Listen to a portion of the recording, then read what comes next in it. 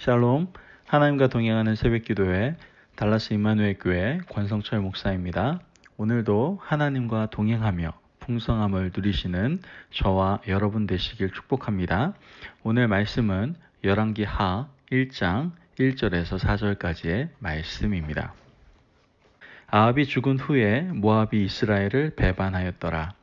아하시아가 사마리아에 있는 그의 다락 난간에서 떨어져 병들매 사자를 보내며 그들에게 이르되 가서 에그론의 신 바알 세붑에게 이 병이 낫겠나 물어보라 하니라.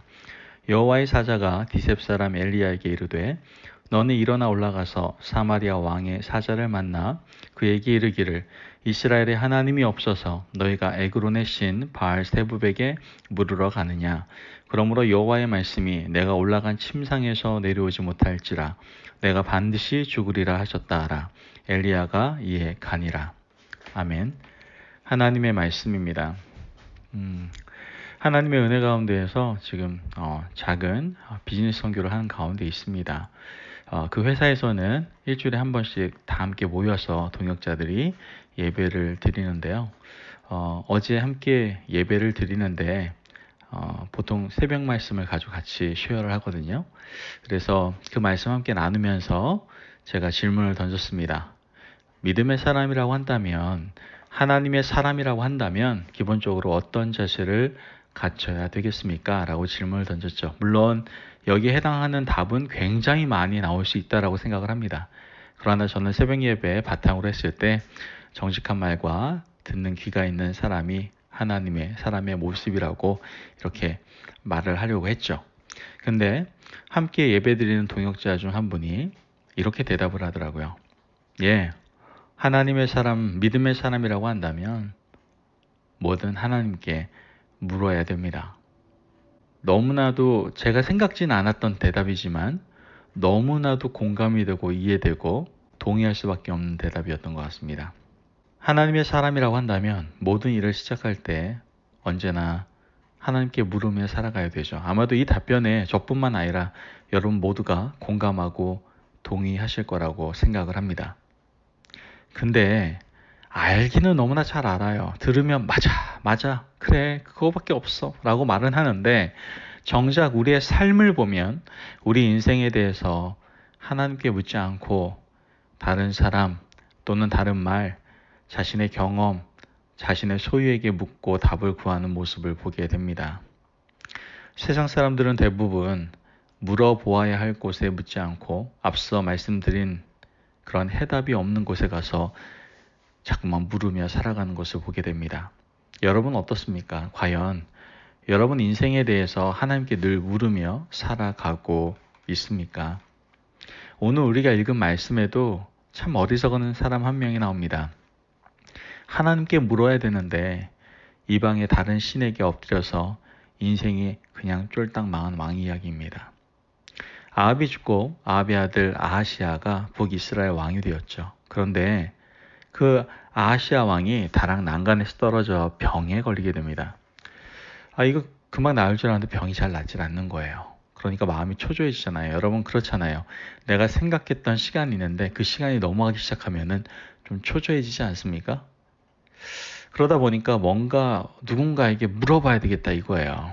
블레셋 지역 에그론을 다스린다고 알려진 이 바알세붑에게 그래서 이 병이 과연 나을 병인지 그렇지 않을 병인지를 사람을 보내서 물어보라고 시키는 것을 성경을 통해서 보게 됩니다. 그런데 이 모습을 하나님은 악하게 보셨어요. 나쁘게 보셨단 말이에요. 하나님께 묻지 않고 에그론의 신 바알세붑에게 가서 묻는 아하시아를 보고 하나님은 진노하셨죠.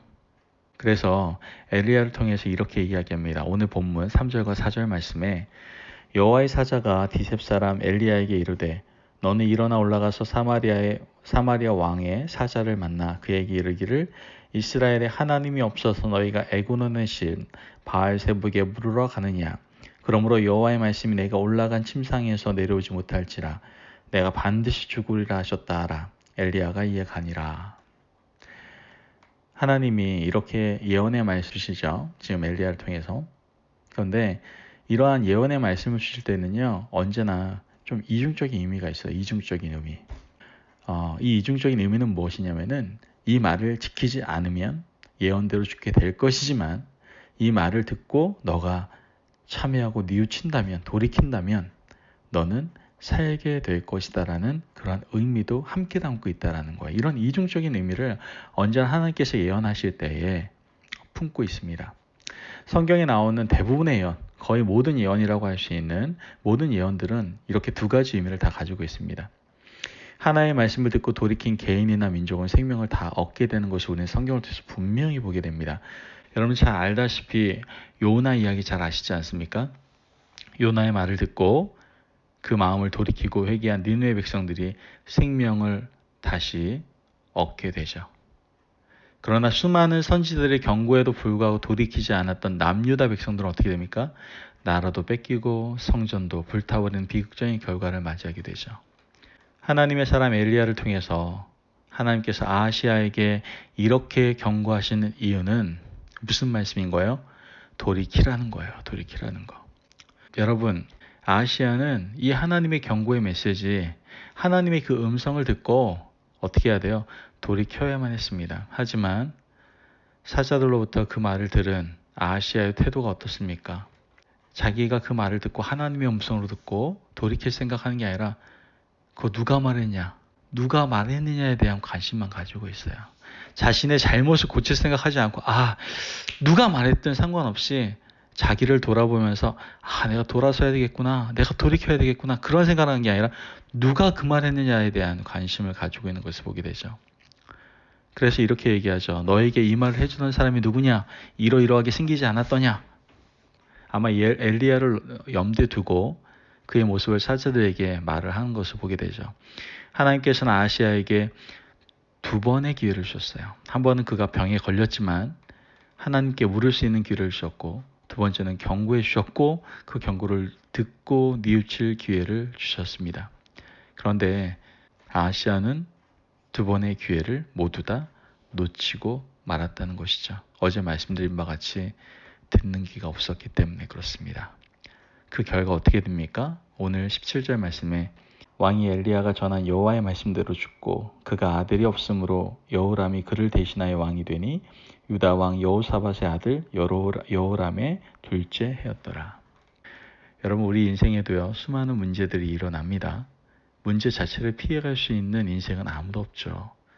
건강에 문제가 생기든 관계에 문제가 생기든 물질에 문제가 생기든 우리가 살아가는 인생은 문제로 가득한 인생입니다. 지금도 우리가 어떻게 무엇을 할 수조차 없는 코로나19라는 상황 속에서 우리가 살고 있지 않습니까? 어떻게 보면 이러한 모든 문제들을 어떻게 풀어 나아가고 어떻게 해결해 나아가야 하는 것이 바로 우리에게 주어진 과제라고 할 수 있어요. 하나님께서는 사람을 세상에 보내신 이후에 많은 문제들과 함께 이곳에 던져주셨습니다. 우리에게 주어진 이 문제를 어떻게 하나님의 방식대로 풀어가느냐 하는 것이 중요한 과제라는 것이죠. 오늘 아하시아에게 주어졌던 건강의 문제를 그는 하나님의 자녀답게, 하나님의 백성답게, 믿음의 사람답게 풀어내지 못하는 것을 보게 됩니다. 여러분, 문제가 있습니까? 그렇다면 하나님 앞에 그 문제를 가지고 나와야 됩니다. 다른 이방신들 그런 데에다가 세상의 방법론에다가 이 문제를 풀어달라고 엎드려 비는 것이 아니라 하나님께 먼저 나올 수 있어야 된다는 것이죠.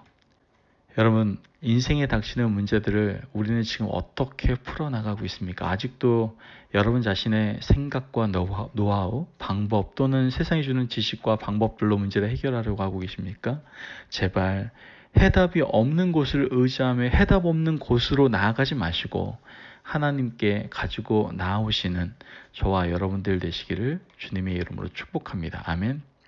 오늘 우리가 문제를 가지고 하나님 앞에 엎드릴 때 하나님께서 우리에게 답이 되어 주시고 우리의 모든 많은 문제들을 풀어주시는 놀라운 은혜를 우리의 삶 가운데 베풀어 주실 줄을 믿습니다. 아멘.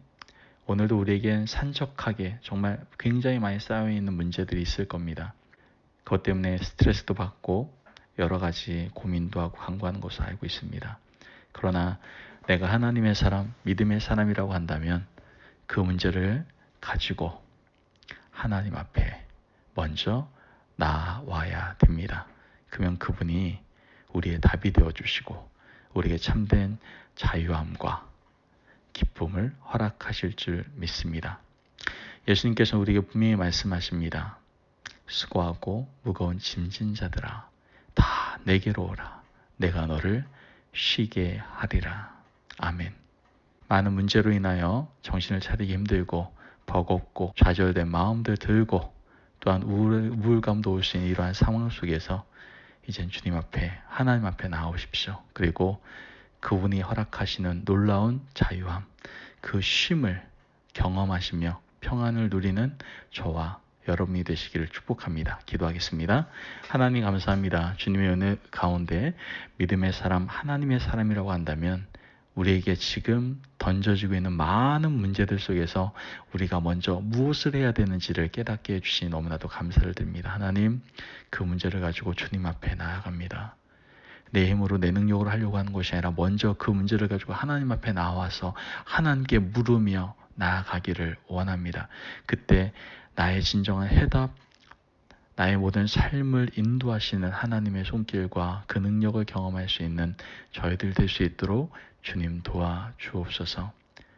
내 눈에서는 절대로 해결되지 못할 또한 해결의 기미가 보이지 않는 것들이지만 주님의 손에 닿을 때 이 모든 것이 우리가 생각할 수 없는 놀라운 능력으로 주님의 능력으로 이 모든 것이 풀어질 줄을 믿사오니 믿음 가지고 더욱더 하나님께 나아가 묻는 저희들의 삶이 될 수 있도록 역사하여 주옵소서.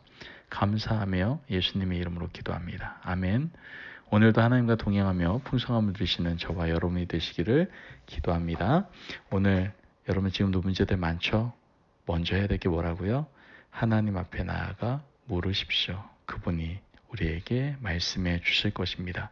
그 말씀을 해주실 때 들을 귀를 가지고 순종하며 나아갈 때 하나님께서 우리에게 참된 주심을 허락하십니다. 그 주님 안에서 승리하십시오.